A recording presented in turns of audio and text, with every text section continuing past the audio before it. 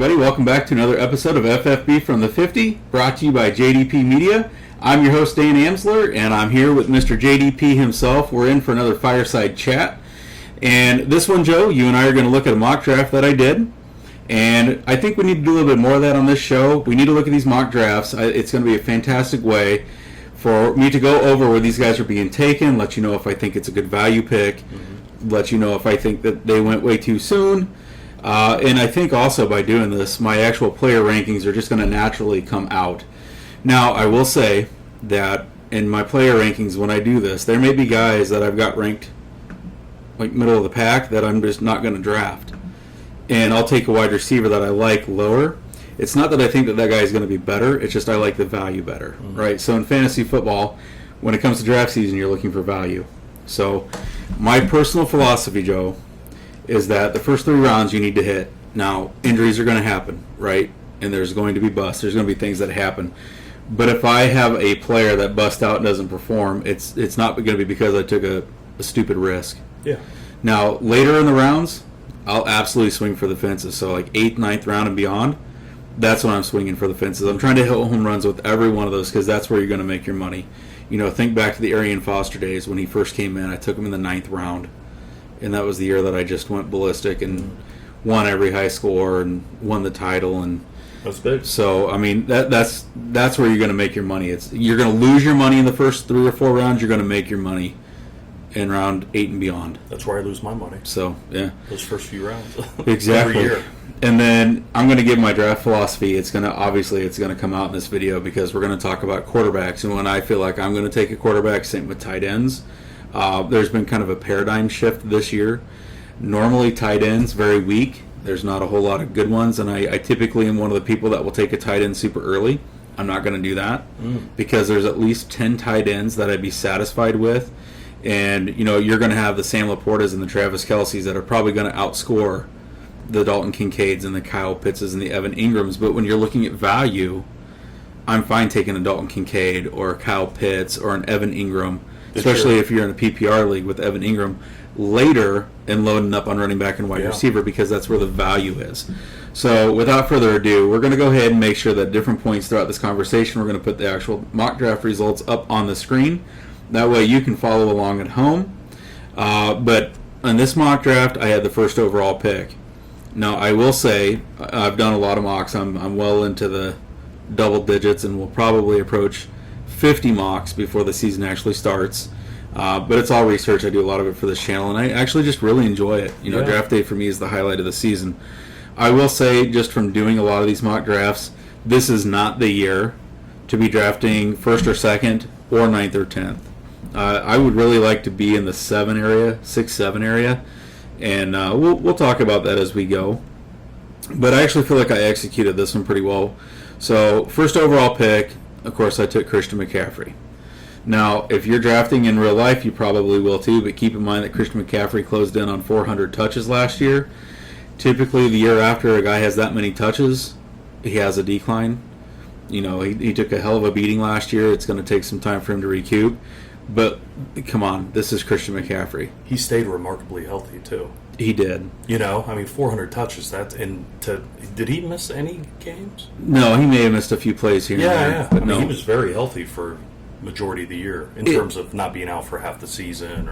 And if you looked at the way he ran last year, I think he ran smart. There were a lot of plays that instead of trying to get the 1 or 2 extra yards, if he was on the sideline, he would just step out and avoid the hit. Absolutely. There were plays where he got hit. Maybe he could have gotten 1 or 2 extra yards, but if it wasn't enough to result in the first down, he wasn't dumb enough to try to get that extra yard that didn't matter if it was going to result in getting clobbered. Let's say it's like third and 8, and he's 5 yards down the field. Picking up that extra yard is not going to keep them from punting, right? Absolutely. So why risk your health? So I feel like McCaffrey, not only was he by far and away the best fantasy player overall last year, I feel like there was a maturation that probably comes from playing for Kyle Shanahan. Yeah. You know, and the philosophies that he teaches. Now, I will say, when he needed that extra yard, there's nobody in the league I'd rather have other than maybe Derrick Henry to get me that extra yard than Christian McCaffrey, because he will give you max effort. But he was smart last year. I think that was the difference. I wonder if the way they used him had anything to do with why he stayed healthy. If you watch the games, I watched a lot of San Francisco games last year, he ran between the tackles an awful lot. Much more than I remember when he was with the Panthers, where they'd use him as a receiver, a slot. They would have him out on the flats. I feel like with the 49ers, they put him in between the tackles. Running straight up running, where he'd catch some screens and things like that. But when he was with the Panthers, they'd move him out the slot. They'd move him to the other side as a slot. They'd put him in motion. They'd do all kinds of crazy stuff. Maybe he just happened to stay healthy this year. I don't know, but it could be. But also, to kind of go along with what you're saying there, if he's running up the gut and up the middle, a lot of people think those are the hard yards, and they are. But you're running into guys that are probably at no more than 1 or 2 miles an hour going in the same direction or the opposite direction. Whereas if you're out in the flat, you may have a safety flying up on you, and those guys always go low. They know they can't hit high. You get the knee injuries, the ACL tears. Everybody thinks ACL is a non-contact injury, and a lot of times it is. But if you get tackled wrong, look at what happened to Nick Chubb. Oh, absolutely. His knee got destroyed. So hasn't he had some ankle problems? Like where they leg sweep him and stuff? Where his legs get caught underneath somebody's leg. So, that kind of makes sense. And that's out on the flats when that occurs. So a couple years ago, he had that high ankle sprain, and he just wasn't the same. Yeah. You're not going to get that running up the middle. Yeah. You're not, because the guys aren't tackling you super low like that. Yeah. So I think that might have something to do with his health. It could be. And it's Kyle Shanahan. He knows how to use those guys. He really does. That was a really good offensive line he was running behind. Makes a big difference. He was with Carolina. He didn't have that, so he never really had a chance.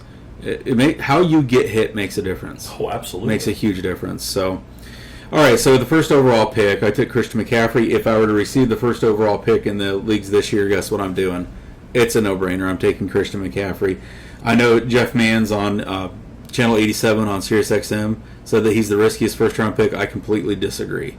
Riskiest. I know he's a running back, and I know running backs do get hurt at a higher rate. I know he had a lot of touches last year, but the reward is so high. They also tend to get the most points. Right. And the thing is you can say that about any single player.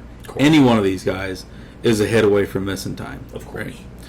All right, so the next 3 picks in this mock were all wide receivers. Now, I haven't really seen that a whole lot, so Tyreek Hill, CeeDee Lamb, Jamar Chase, Amon-Ra St. Brown went 2, 3, 4, and 5. And then Bijan Robinson and Breece Hall went 6 and 7. And a lot of these mocks, I'm seeing Breece Hall go number 2, or I'm seeing Bijan go number 2. It's not a surprise to see Tyreek and CD in there. It's kind of you throw these names in a hat, you pull them out, and that's what you're going to see in these mock drafts. It really depends upon player preference. If I did not have Christian McCaffrey at number 1, let's say I was drafting number 2 and he was gone, I would have gone with probably Tyreek Hill. Tyreek Hill is my wide receiver 1. If I miss out on RB1, I want wide receiver 1, and that would be Tyreek. I agree with CeeDee Lamb at number 2. I've got no problem with Jamar Chase or Amon-Ra St. Brown going 4 and 5. Mm-hmm. I will say, though, and this is me talking out loud here, and I could be way wrong, I actually have Breece Hall ranked above Bijan. Really? I do. So Breece Hall, they did a lot of work on that offensive line in New York. He ran into stacked boxes all season last year, and yet his numbers were phenomenal. So he had great numbers last year? He did. I don't know if you know this, but Breece Hall was actually RB number 2 last year. Really? In PPR leagues. I did not know that. Despite that crap that he had to work with. He was RB number 2. He had a lot of catches then? He had 76 receptions. Okay, that's a big deal. Yeah, it makes a deal. Yeah, makes a difference. So that's the only way to get him the ball. Well, it was last year. Yeah, last year. So he had 223 carries for 994 yards and 5 rushing touchdowns. With that terrible of an offensive line, running into stacked boxes on every single play, nobody respected Zach Wilson at all. Now they've improved the offensive line. They bring in Aaron Rodgers. So now the safeties are not just going to stack that box all the time.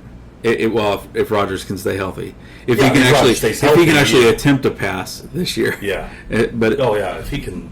But he showed that he could handle that receiving workload. Again, 76 catches, 591 yards, 4 touchdowns, and we know with Aaron Jones' success in the past with Aaron Rodgers has no problem checking that ball down.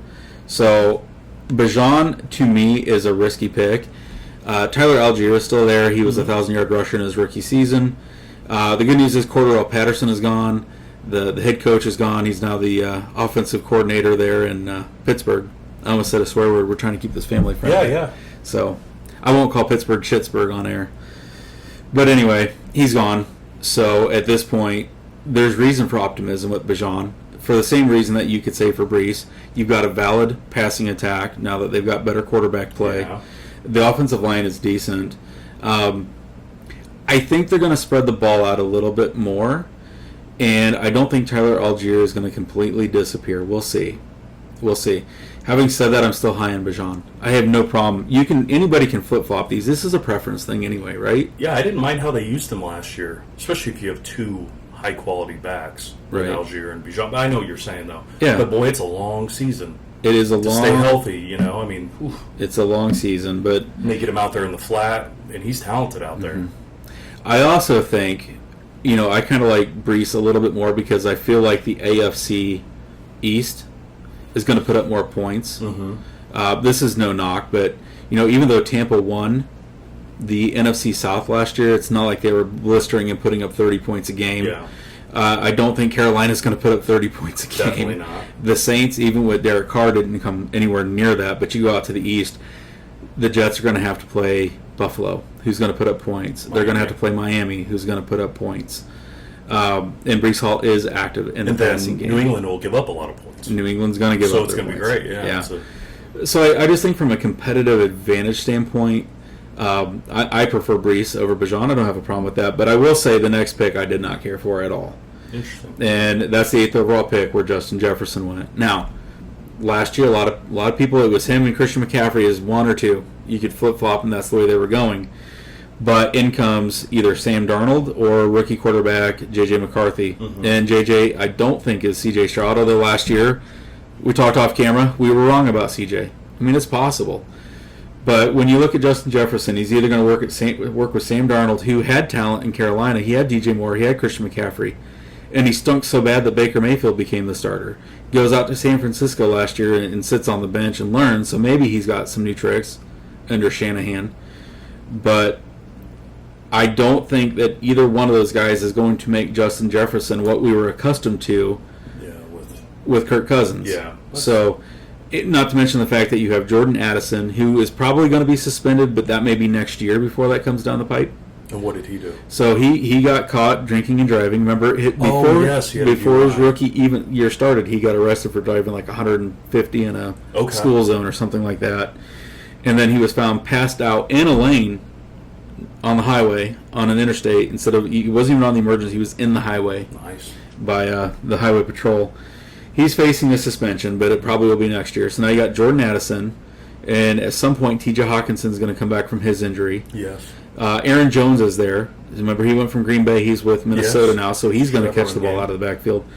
There's one football, a lot of mouths to feed, and I don't trust Darnold or JJ to spread the ball that much to make these guys all they're not relevant. proven, and you right. gotta be proven. Yes. And again, it's not a knock on Justin Jefferson. I love the talent, but remember, I keep going back to this, and I'm going to keep harping on this.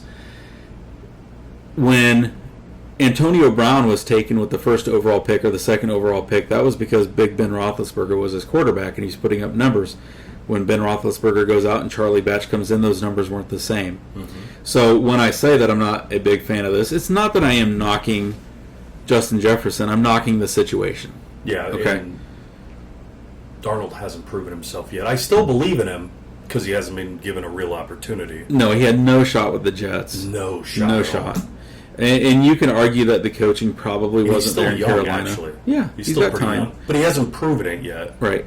Now, I could be wrong, and he could come out and be this year's Geno He could end Smith. up being a Pro Bowl. Yeah. Yeah, just like Geno Smith turned things around. Yep. But in the first round, I'm not willing to take that risk. I love Jefferson's upside, but unfortunately, his floor is too rich for my blood for a first rounder. That's reasonable. So, next pick, number 9, was A.J. Brown. I have no issue with that. A.J.'s a stud.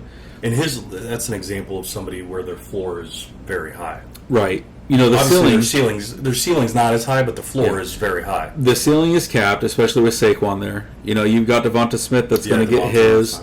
And now you bring in Saquon, who is he's a very, very capable receiver out of the backfield. So that's going to cap his ceiling, but his floor, I'll take that floor any day for a first rounder because that's a safe pick. You're not throwing your money away on that pick. That being said, you might have to bring another guy in the box, and AJ now Goes ballistic. goes ballistic. Could be. Goes straight TO. out there in Philly. That would be lovely. That would be lovely because I've got him in our dynasty league. Okay. Well, fortunately, I have Tyreek that you traded. I know. So. Yeah. I mean, if you think about it, I've traded away Amon-Ra St. Brown, CeeDee Lamb, Tyreek Hill, and Devontae Adams in that team, or in that league. Yeah. And yet I still have A.J. Brown. I still have Jamar Chase. I still have Mike Evans. So I just keep replenishing at wide receiver and using the extra guys as trade bait. Okay. So kind of gave away a little bit of a strategy there. Yeah. See what I do at the number 2 pick this year. Marvin Harrison's still there. So pick number 10, last pick in the first round, because this is a 10-person mock draft with Saquon. I have no issue with this. Now, last year, I was not high on Saquon, but again, it goes back to the situation. You have to look, same thing with Justin Jefferson. I'm not a Daniel Jones fan. I did not care for the offensive line. I knew that Saquon was going to be the focal point. They played against some pretty tough defenses. Last year, Saquon had the lowest average yards per rush in his career. But how much of that was him in a decline and how much of that was the situation? Take him out of that situation, and now he goes to a team where there are too many weapons to focus on him. He's not going to have stacked boxes. You're always going to have to play safety deep with those two wide receivers. Maybe they can creep one down or keep some linebackers in, but he can take it around the edge. You've always got to catch Jalen Hurts and watch him, too. You've always got to have a spy on him. The one thing I will say is I don't know how the red zone is going to work out for Saquon. We know that Hurts led the NFL in rushing touchdowns for quarterbacks last year. I'm not even so sure. I think he had like 15 rushing touchdowns with the tush push, of course. Right? So I think his touchdowns are going to be capped. He may not have the volume that he had when he played for the Giants, but he doesn't need to. Yeah, that might help him. Yeah, quality is going to be there, and his health will be there. Exactly, and that's a big deal if he's around. If he gets 15 to 20 touches, if he gets 15 touches a game and runs and another 3 or 4 catches, he could be really dangerous. Could be stout. So he's the 10th pick in this mock draft. So I have a question for you. Okay. Maybe you'll know this, maybe you don't. So there's 32 teams, right? 32 NFL teams. In this first round, you have 2 guys, 9 and 10, from the same team. Has there ever been 2 position players that finished top 10 in a season? Go down to the comment section and let us know. I can't think of any offhand, but I'm sure it has happened. I wasn't sure, not including quarterbacks, but I didn't know if like Tyreek and Kelsey or something, like the year that maybe you had Alvin Kamara at RB and Michael Thomas at wide receiver for the Saints. Yeah, I think they both might have been top 10 at their position. I'm sure it's happened.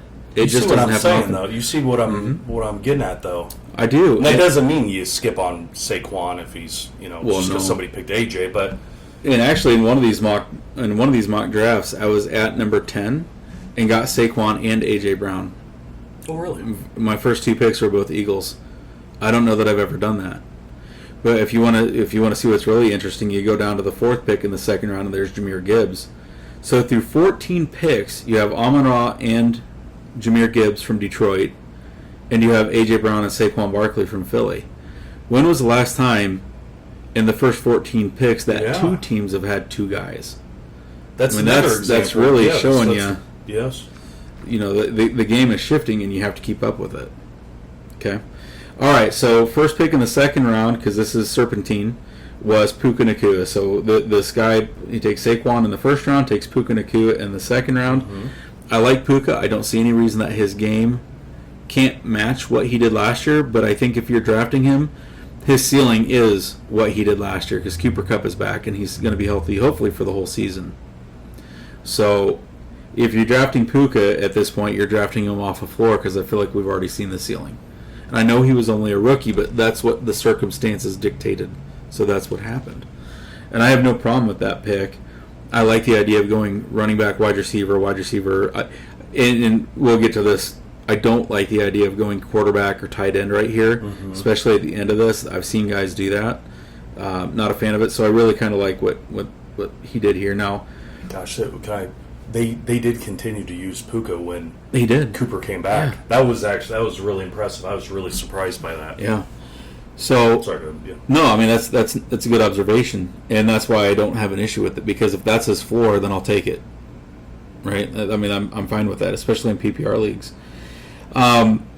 Here's another one that kind of throws me off a little bit. Jonathan Taylor going with the second pick in the second round. I know a lot of people are fading Jonathan Taylor simply because they think that Anthony Richardson is going to get a lot of rushing yards since he's a dual threat quarterback. But I would make the argument, actually got Jonathan Taylor as my RB2 over Breece Hall and Bijan Robinson. And I feel like I'm about the only person that has that. But I think they're going to try to protect Anthony Richardson, and Jonathan Taylor is going to get all he can eat and more. Yeah. I really think that Anthony Richardson, who had a hard... Everybody says, well, he didn't even finish the season last year. He had a hard time finishing a game. I mean, in the games that he played, how many did he finish? Yeah. How many did he actually finish? He didn't have a chance. Right?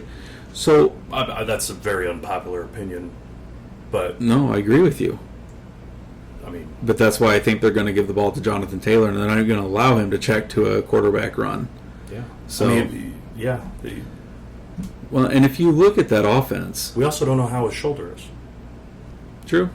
Right? Very true. I mean, I'll refer you back to a guy named Cam Newton. Yeah, supposedly he's okay. Okay, well, we'll see. Supposedly. Yeah, supposedly. So Cam was supposedly okay, too. Yeah. So, I don't know. That's why a concussion, too. Mm-hmm. Because he doesn't know how to get out of bounds or slide. And that was in the end zone when he jumped in that. Remember? He That's right. Yeah. Not smart. Yeah. So I think the coaching staff is really going to do what they can to protect Anthony Richardson, and that's why Jonathan Taylor is my RB2. Okay. I think they are going to feed him, and I think that they've told Richardson, if you don't see anything, dump the ball down to Taylor. Get the ball out of your hand, limit the hits, don't play stupid. And Moss isn't there. And Moss is no longer there. He's in Cincinnati now. So I think Taylor is set for a huge season. So I would say out of all the second rounders, it doesn't surprise me to see Jonathan Taylor there because he's typically been going in these mocks at the end of the first part of the second. But also, if Jonathan Taylor had gone inside the top 5 overall, I would have been fine with that.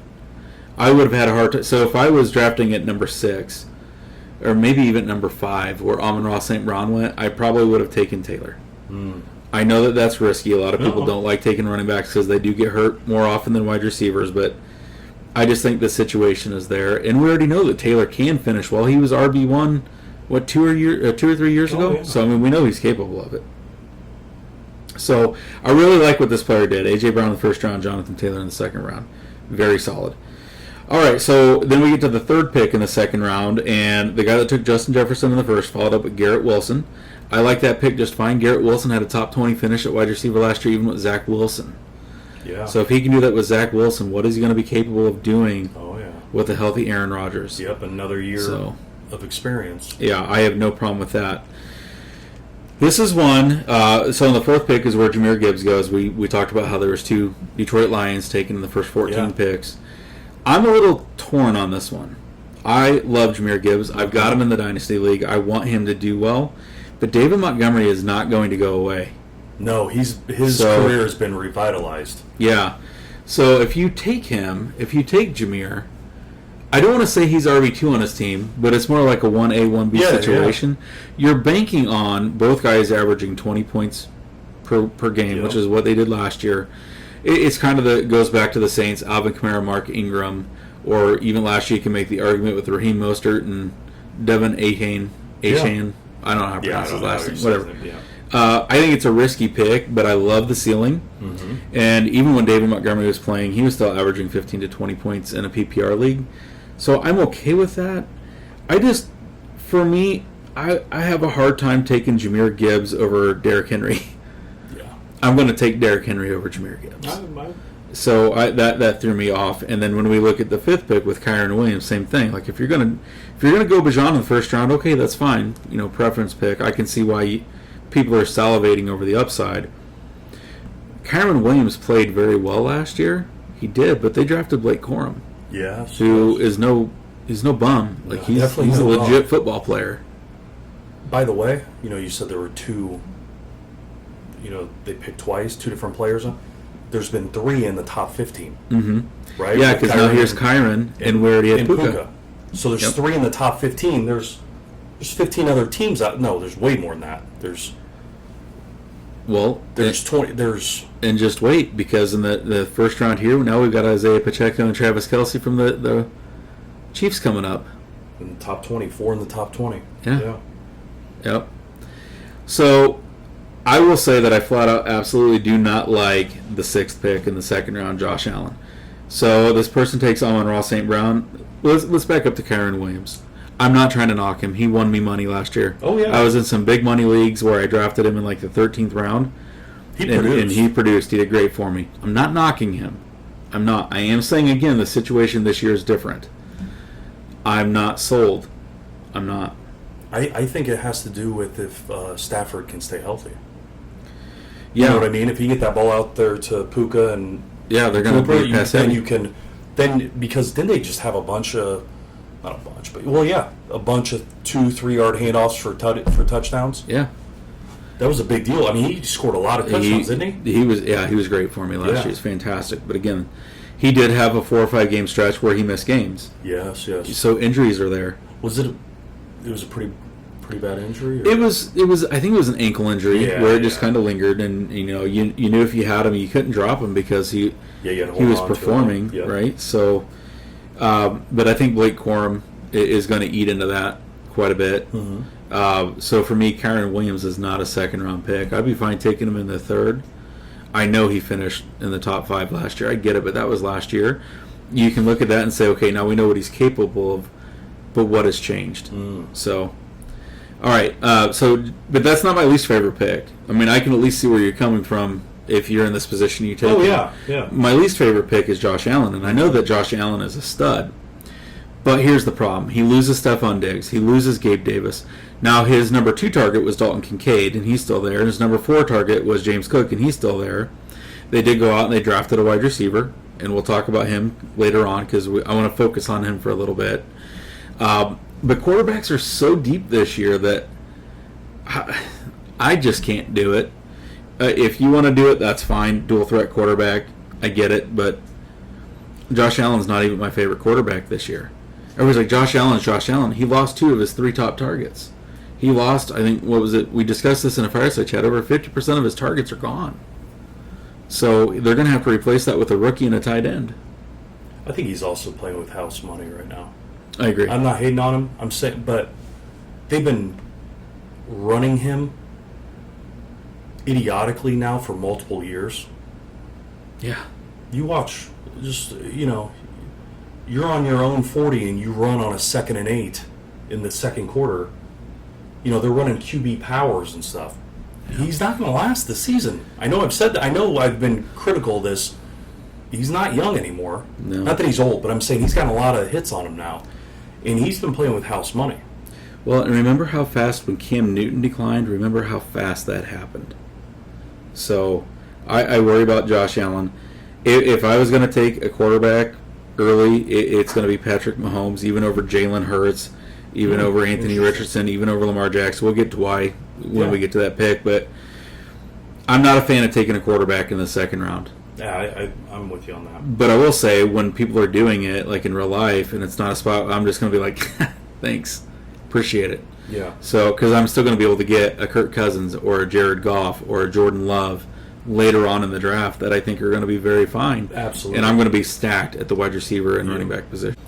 In the difference between, top tier quarterbacks and the next tier in terms of points is not that crazy. Yeah, there's only been one season that really stood out as an outlier, and that was the year that Patrick Mahomes threw for like 50 touchdowns. Well, yeah. That was when Tyreek Hill was. So that's a different story. But yeah, he's not going to pass for 50 touchdowns with the receiving weapons that he has now. No. And if he has to rush for double digits, that team's in trouble. So, I don't know. And they still have the QB coach from the Bears. So that's the biggest. Yeah. That's the biggest issue for Mahomes is not listening to him. Not listening to Nagy. Nagy. Yep. Yeah. Gotcha. So, number 7 in this is Isaiah Pacheco. Pacheco's been going in the 2nd round quite a bit. Remember 2 years ago when he was a rookie, I said, I'm identifying this guy as the guy I'm targeting. This year, I'm identifying him as a guy that I'm staying away from. And it's not that I think he's going to be productive. I really, really think he's going to get his. But when you look at what the Chiefs have done, they've built that team to succeed around Patrick Mahomes, not around Isaiah Pacheco. Yeah. So, they've got Travis Kelce still. Last year, they drafted Rashee Rice, and he's going to face a suspension, but now it looks like it's going to be next year. Next year? Next year. So his case doesn't even go to Enough trial. evidence, huh? His case doesn't even go to trial until December. And typically how it works in the NFL is they let the legal process work out first, and then they do their suspension. So it looks like, kind of like with Alvin Kamara, it was a year later. It looks like that's what's going to happen. Kind of like with the Bills punter, too. Oh, jeez. They really let that one, Yeah. that process, right? Oh, my Just goodness. boom, cut. Punt God never, yeah. Sorry, No. We can go on forever on that. yeah. That's a discussion for a different channel. Probably not for fantasy football. No, but we could have that discussion on another channel. I would love to have that discussion. Yeah. So anyway, they've got Kelsey, they've got Rashee Rice, then they go out and they grab Hollywood Brown, and they got him. They brought him in. People forget how fast and explosive he was, but Hollywood Brown has played for Lamar Jackson and Kyler Murray, who are both very good quarterbacks, fantastic fantasy quarterbacks, not known as the best passers in the league, right? And then they draft Xavier Worthy. This team is not designed to run the ball. Yeah. There is so much speed. Xavier Worthy just breaks the record, but don't forget, Hollywood Brown was a sub 4.4 himself. Yeah, he could move. He can book it. So, no offense, but again, I'd rather have Derrick Henry than Isaiah Pacheco here. I don't hate the pick. I don't. But Pacheco, for me, the value, based upon what I think his ceiling is not worth a second rounder. And Derrick Henry was right there. You tell me which sounds better to you, Jamar Chase and Isaiah Pacheco, or Jamar Chase and Derrick Henry? I'm going with Derrick Henry. I'm going right? with Henry. So having said that, Derrick Henry going with the 8th pick in the second round is my favorite pick of this mock.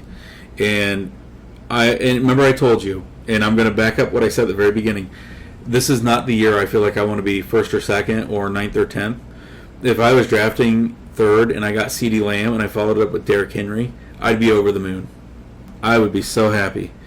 And you look at what some of these other teams could have accomplished, and it leaves me scratching my head. I don't get it. With the 9th pick is Travis Kelce. And I'm not going to knock Travis Kelce. We know what he's capable of. But again, this is a year where I don't feel like you have to reach for tight ends.